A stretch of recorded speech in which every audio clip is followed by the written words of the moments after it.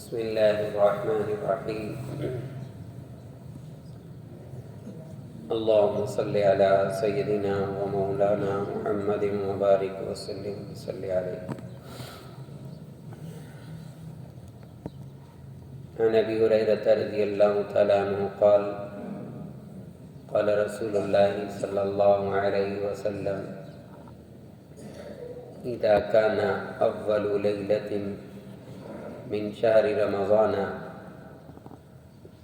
رفدت الشياطين ومردت الجن وغلقت أبواب النار فلم يفتح منها باب وفتحت أبواب الجنة فلم يغلق منها باب وينادي مناد يا باغي الخير أقبل ويا باغي الشر أقصر وَلِلَّهِ مُعْتَقَاءُ مِنَ النَّارِ وَذَلِكَ كُلَّ لَيْلَةٍ أو كما قال علیہ الصلاۃ والسلام.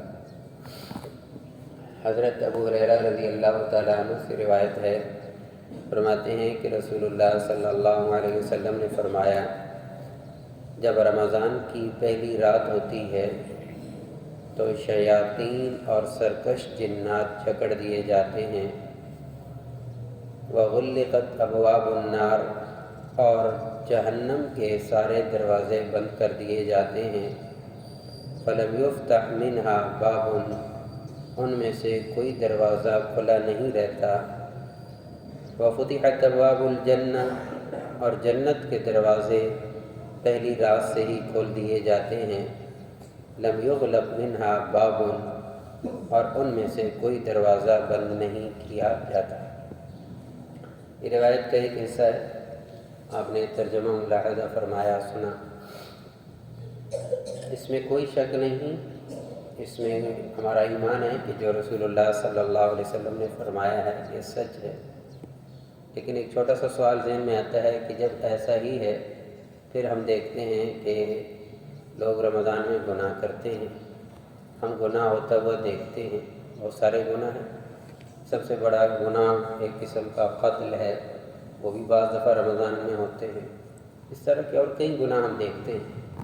تو یہ بات بھی ذہن میں رہنی چاہیے کہ اللہ تعالیٰ نے انسان کے اندر دو قسم کی طاقتیں رکھی ہوتی ہیں. ایک ہے باہر کی طاقت، وہ شیطان ہے. ایک انسان کے اندر طاقت رکھی گناہ کی اور نیکی کی، وہ ہے انسان کا نفس، جو انسان کو برائی پر بھی ابھارتا ہے، نیکی پر بھی ابھارتا ہے. تو ظاہر ہے کہ دنیا جو ہے یہ اسباب کی جگہ ہے اور ہمارا اس پر ایمان ہے، اور اللہ رب العزت نے کسی بھی انسان کو مجبور نہیں بنایا. جیسے مثال میں اس کی دیتا ہوں اکثر، یہ ہماری مسجد ہے، اس کے اندر ہال میں آنے کے لیے 5 دروازے ہیں. ٹھیک ہے، اب آنا ہال کے اندر ہے، جس دروازے سے مرضی آ جاؤ، اختیار ہے، اس سے آ جاؤ، اس سے آ جاؤ، اس سے آ جاؤ. اگر اللہ کی طرف سے ایک قسم کا یا باقی دروازوں کو بند کر دیا جائے، کہا ایک سے ہی آنا ہے باقیوں سے نہیں آنا، تو کوئی بندہ توڑ کر آئے گا تو صحیح اندر، لیکن کرے گا غلط. تو بالکل اسی طرح اللہ نے انسان کے لیے 2 راستے دے، وَهَدَيْنَاهُ النَّجْدَيْنِ، 2 راستے دے دیے. ایک راستہ جہنم والا، ایک راستہ جنت والا، اختیار فل دے دیا، جس پر چاہے چل کر آ جائے. تو رمضان کے اندر اللہ رب العزت کی طرف سے بہت بڑی آفر ہے کہ میں تمہارے لیے جہنم کے دروازے بند کر دوں گا. یعنی شیطان جو تمہیں بہکاتا ہے اور تم سرکش شیاطین جو ہوتے ہیں وہ بہکاتے ہیں، وہ بند ہو جائیں گے. ہاں، تمہارے نفس کے اندر تمہیں اختیار ہے، نیکی کرو یا برائی کرو. تو آدھا کام رہ جاتا ہے، انسان کے لیے آسان ہو جاتا ہے کہ ایسا کام کرے کہ گناہ نہ کرے. تو پہلی بات تو ہمیں رمضان کے اندر اس بات کی کوشش کرنی چاہیے کہ ہم سے کوئی گناہ نہ ہو. ایک بات ہو جائے تو فوراً توبہ کی جائے. دوسری کوشش یہ کرنی چاہیے کہ جتنا زیادہ سے زیادہ انسان نیک اعمال کر سکتا ہے. مثال کے طور پر سحری میں اٹھنا ہی ہوتا ہے، تو سحری میں اٹھنے کے بعد اگر تہجد کی 2 رکعت بھی پڑھ لے تو بڑی نعمت. فجر جماعت سے پڑھنے کی کوشش ہو، پھر اسی طرح ظہر کی نماز جماعت سے پڑھنے کی کوشش ہو، عصر جماعت سے ہو، پھر مغرب کی نماز پڑھ کر، یعنی 2 سنت پڑھ کر، 2 نفل عام طور پر لوگ پڑھتے ہیں نماز کے ساتھ. اگر آدمی 2 کے بجائے وہاں 4 پڑھ لے یا 6 پڑھ لے، ٹھیک ہے، 2 تو ہیں ہی، اس کے بعد 4 پڑھ لے یا 6 پڑھ لے تو یہ اس کے لیے اوابین کے نفل شمار ہو جائیں گے، کوئی دیر نہیں لگے گی۔ پھر اسی طرح عشاء کی نماز ہے، عشاء کی نماز جماعت سے پڑھے، تراویح کی نماز پڑھے۔ آپ تو خیر ویسے بھی رات کا وقت مل جاتا ہے الحمدللہ، ابھی تک تو وہ ٹائم نہیں آیا کہ 10-11 بج جائیں گے، تو یہ اعمال انسان کر سکتا ہے۔ پھر ہر جتنے ہم موجود ہیں ہم بھی، اور جہاں تک ہم بات پہنچا سکتے ہیں پہنچائیں کہ قرآن مجید کی تلاوت کی جائے اور ساتھ اس کا ترجمہ پڑھا جائے۔ کتنی اچھی بات ہے کہ میرا یکم رمضان سے قرآن مجید کی تلاوت شروع ہو اور ساتھ میں ترجمہ بھی دیکھ لوں، اور آخری رمضان کو میرے اس قرآن پاک کی تلاوت بھی مکمل ہو جائے، ترجمہ بھی مکمل ہو جائے۔ تھوڑی سی مشقت ہے، تھوڑی سی کوشش ہے، تو آپ خود دیکھیں گے آپ کی زندگی کے اندر کتنی بڑی تبدیلی آئے گی اس کلام پاک کو پڑھنے سے، اور اس کلام پاک کے ترجمے کو دیکھ کر پڑھنے سے آپ خود لطف اندوز ہوں گے کہ کیا ہی کلام ہے جو انسان سے خود باتیں کرتا ہے، انسان کو خود راستہ دکھاتا ہے، انسان کی کئی سوالوں کے جواب دیتا چلا جاتا ہے، اور اللہ تعالیٰ کتنے بڑے ہدایت کے دروازوں کو کھولتا چلا جاتا ہے۔ پھر آسان تسبیحات ہیں، اس کی بھی کثرت کر لیجیے۔ سبحان اللہ، الحمدللہ، اللہ اکبر، لا الہ الا اللہ، استغفار ہے، تیسرا کلمہ ہے۔ اسی طرح لا حول ولا قوت الا باللہ العلی العظیم ہے۔ علماء نے لکھا ہے کہ اس میں صدقہ، خیرات، زکوٰۃ فرض ہے تو دی جائے، ویسے اللہ کے راستے میں مال خرچ کرنے کی اس خاص طور پر رمضان کے مہینے میں بھرپور کوشش کی جائے، اپنے اعتبار سے 10 روپے ہوں، 100 روپیہ ہو، 50 روپیہ ہو، دینے کی کوشش کی جائے۔ پھر اسی طرح افطار ہر گھر میں بنتا ہے تو کوشش کی جائے کہ ہماری افطاری میں سے کوئی بندہ افطار کر لے۔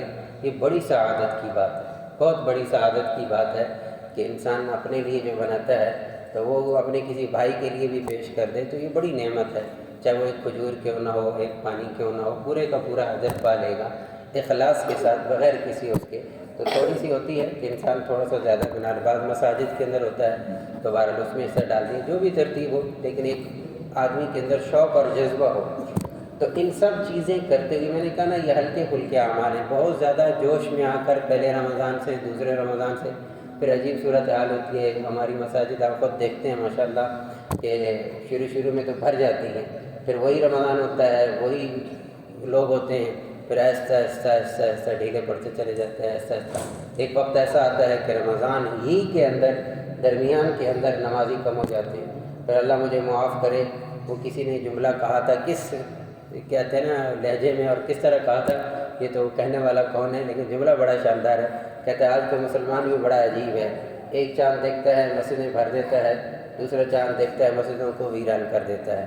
چاند بھرنے سے مراد یہ ہے، چاند دیکھنے سے مسجدیں بھرتی ہیں، رمضان کا مہینہ ہے، اور جب رمضان کا مہینہ جاتا ہے، عید کا چاند نظر آتا ہے، ہماری مسجدیں ویران ہو جاتی ہیں۔ تو یہ ایک عجیب سی بات ہے، بہت ہی عجیب سی بات ہے۔ تو یہ ایک مشق کا مہینہ ہے، ایک تربیت کا مہینہ ہے کہ ہم اس طرح پوری زندگی گزاریں، یہ ہمارا ترہ امتیاز ہے۔ تو اس لیے ہم سب نیت کرتے ہیں کہ انشاءاللہ ہم اس رمضان کو مقدس طریقے سے، احترام کے ساتھ اور پورے جسے کہتے ہیں ایمان کے ساتھ، یقین کے ساتھ اس کو گزاریں گے، اور اپنے آپ کو بھرپور طور پر گناہوں سے بچائیں گے۔ بھرپور طور پر اپنی زبان سے بھی کوئی ایسی بات نہیں کریں گے جو گناہ کی ہو، سنیں گے بھی ایسی نہیں جو کہ گناہ کی ہو، ہم کوئی قدم ایسا نہیں اٹھائیں گے جو گناہ کا ہو، کوئی ایسی چیز نہیں پکڑیں گے جو گناہ کی ہو، کوئی ایسی چیز لکھیں گے نہیں جو گناہ کی ہو۔ ہر قسم کے گناہوں سے اپنے آپ کو کوشش کریں گے، بچائیں گے، اور ساتھ ساتھ پورے رمضان کے اندر دعائیں خصوصیت کے ساتھ قبول ہوتی ہیں۔ ہم یہ دعائیں بھی کریں گے کہ یا اللہ تو نے یہ رمضان کے اندر جو پاکیزہ زندگی عطا فرمائی ہے، نیکی کا ذوق اور شوق دیا ہے، یا اللہ تو یہ 11 مہینے میری زندگی کے اندر جب تک میری زندگی کی رمق باقی ہے، میری زندگی کے اندر یہ بہاریں ہمیشہ کے لیے قائم اور دائم رکھ۔